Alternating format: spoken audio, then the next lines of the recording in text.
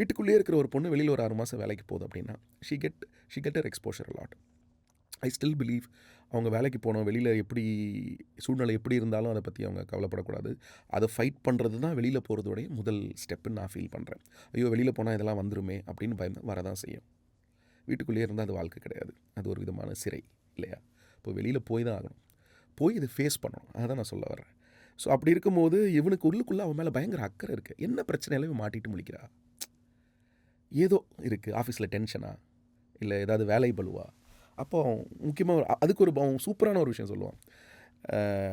மனசு சுத்தமாக நீ தொழில் செய்கிறது வந்து அல்லாஹ்க்கு வந்து துவா செய்கிற மாதிரி.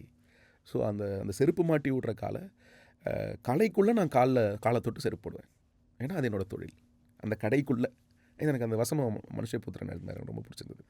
ஸோ கடைக்குள்ளே நான் காலை தொட்டு செருப்பு போடுவேன், அது என்னோடய தொழில். ஆனால் கடைக்கு வெளியில் நான் யார் காலையும் விட மாட்டேன். So this is is boundary. அந்த தொழிலுக்கு அவன் கொடுக்குற மரியாதையை நாங்கள் சொல்லியிருப்பேன்.